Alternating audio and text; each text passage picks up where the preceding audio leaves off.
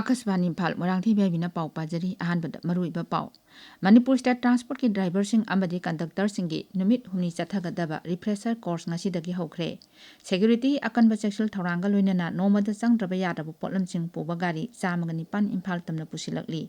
jati isai bande matarangi chahi chama yankai surpagi akhanaba khanane nabagi thorang achi lok sabada pangthoklagani amasung Med Vibhagna Hairi Manipur Yauna Awang Nokpaki Rajasing Amadi Himachal Pradesh Amasung Orishada Thasi Tramate Phawa Leisil Kungna Tharabi Yai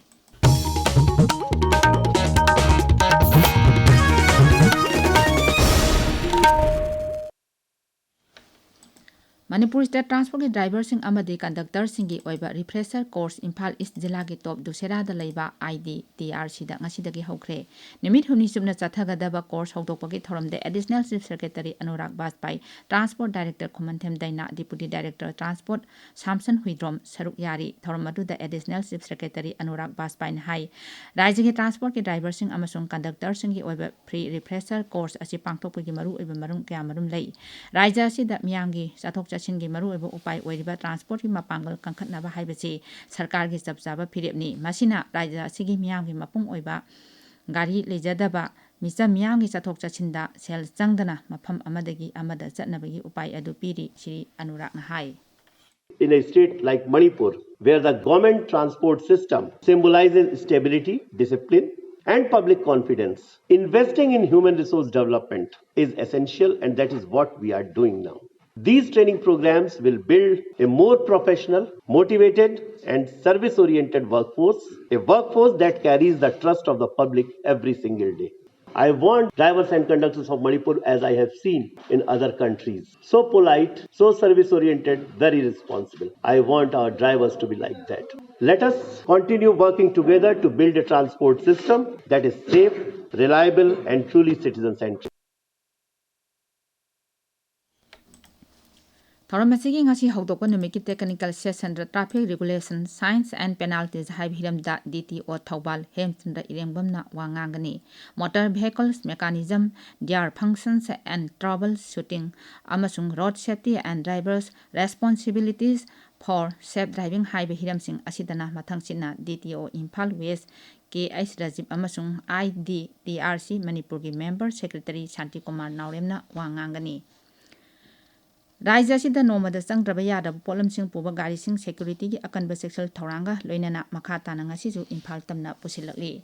aikoi gi jiribam paumi ngathen bisojin hai ngasi ayuk pung 3 khara helakpa adwaidagi security gi akanba sexual thoranga loinana nomada changdraba yadabu potlam sing puba gari chamani pal Imphal gi damak jiribam thadokhi ngasi jiribam thadokhiba gari sing aduda loaded tankers da LPG puba gari nifutaru petrol puba gari 35 diesel puba gari 12 kerosene puba gari ahum amasung atei polamching puba gari mari yauri aduga loaded truck tana cement puba gari 13 AAC block puba gari ahum seng puba gari mari plyboard puba gari ama mimi amasung noodle puba gari ahum yauri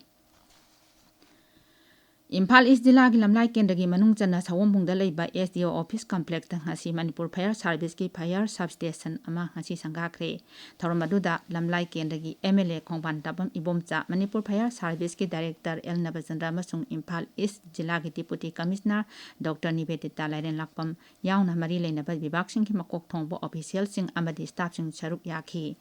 Thoramadu Manipur Fire Service Director L Nabachandra na hai Fire Service asi mai chakpa kanaba gi damak khak leiba nate Fire Service ki maikaidagi miyoibagi punsi amadi lanthum kanaba gi damaksu asoba thongdang lauri Shri Nabachandra na hai Manipur Fire Service na oji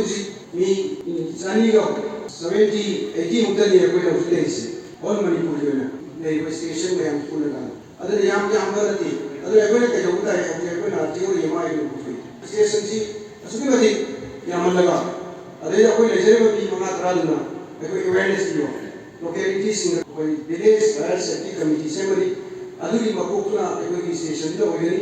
अधूर मैं हम पुन्ना तरोटा कोई नियम meeting पाऊँ अधूर प्रगति fire service करते ना सु कोई नियम मीटिंग पाऊँ हम वो मतलब कोई अधूरी सब सावा में और रिसर्च सावा इंफ्रास्ट्रक्चर दे देते अधूर अधूर सु मैं हम मीटिंग पाऊँ बिल्कुल ये हम जरिए High School Leaving Certificate Examination amadi Higher Secondary Examination da mai pakraba sarkargi school gi mahiroisingda manamatum pibagi thauram housing haki matungda pangthoklagani. Department of Education S na sindona lamphel pata leiba State Council of Education Research and Training gi holda pangthokadaba thauram asida Education S ki Director NJ Bhokendra Maitei saruk yagani. Imoino Festival Committee League of Kelo Patriots Wangkhainingthem Pukri Mapal na lisang sitna pangtoktuna lakpa ima imoino idatpagi thauram raija sida hojik oiriba tangdu leita da phibam asina maram oiraga mai kumai amadi kangla maiseng lobagi thauram pangthoklaroi haina committee asina thadorakpa cherol amana hairi cherol aduna makata na hai namit asida sengkai phaukai haira amadi athen potka ba wari liba khubam pala maitei jagoina singba thauram sing imoino laibungda pangthokani thauram pangthokningba singna mangjongna organizing committee da pau pirakadabani.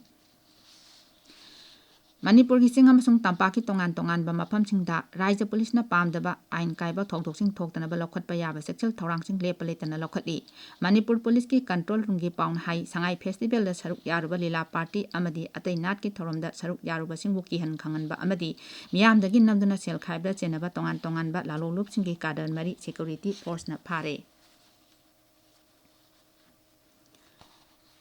Body de na lakpada hanagi Mukhyamantri Nongthom Birena miyamda yaifa paujil pirakli social media post amada siri birena hai namit asina lakpada bagaban bodana tambiramba sing khangba kanba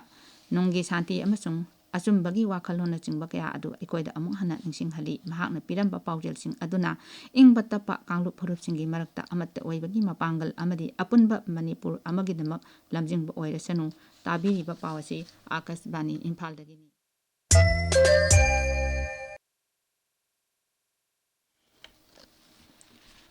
Jati gi sai bande mataram gi sahi chama yangkai surupagi akhanaba khananenabagi thawrok ngasi Lok Sabha da pangthok lagani. Official singi paw matung ina hai Pradhan Mantri Narendra Modi na khananenaba si hawdokani. Masigi damak Sabha da pung 10 gi matang kaithok lagani hairi pawmi singa unaba amada Parliamentary Affairs Mantri Kiren Rijiju na hai no masu na chathagadaba akhanaba khananenaba ado housing haki matungda hawragani mang hai wari pachi Lok Sabha gi adaksha Om Birlana Sabhapati oidana pangthokhiba rajniti dol khudingmaki mifamna lepkibani bande mataram gi khananenaba gi mifam asi ngasi pangthokani amasung electoral reforms gi matangda khananenaba hayang pangthokani Siri Rijujuna hai.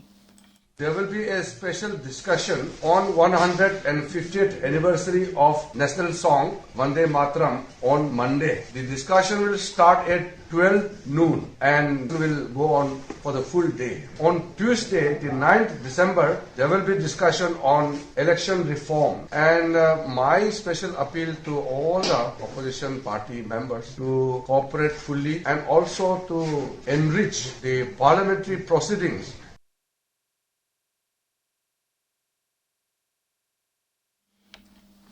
India Meteorological Department hairi Manipur yauna awang nongpoki raija sing amadi Himachal Pradesh amasung Odisha da tha asigi 38 phawba lechil kongna tharaba yai hairi Chhattisgarh Madhya Pradesh Odisha amasung Vidarbha da ngasi ka hene ingba mayoknaraba yai Andaman Nicobar Tamil Nadu Puducherry amasung Karaikal da akhak arau yauna nungsit sitlaba yai hairi Bharatna Intergovernmental Committee for the Safeguarding of the Intangible Cultural Heritage ki kunchuba mifam ngasidagi hawduna tha asigi 18 phawba New Delhi gi Red Fort da pangthoklagani. Maharashtra gi ningtham mifam ngasidagi Nagpur da hawragani hairi chayol ama chumna chathagadaba mifam asigi ngasi ahawba nimita supplementary demandsing putoktuna khanagani. Bharat ki nupagi hockey team na South Africa bu panjal manga sinoda thoikre match sanagadaba series asigi ngarang numidang Cape Town gi Stellenbosch da sanakiba series ahungi ahanba match da Bharat na yumbu South Africa bu maithiba piramkibani aroibada maroiba paw amo Manipur State Transport driver sing amadi conductor singi namit homni chathagadaba refresher course ngasidagi hawkre security hi akanba sexual thoranga loinana nomada sangraba yadaba polam sing puba gari chamagni pan Imphal tamna pusilakli jatigi isai bante mataram gi sahi chama yangkai surpagi akhanaba khananenabagi thorongasi Lok Sabha da pangthoklagani amasung med bibang hairi Manipur yauna awang nokpoki raija sing amadi Himachal Pradesh amasung Odisha da thasigi 18 phawba lechil kongna tharaba yai pauloi jare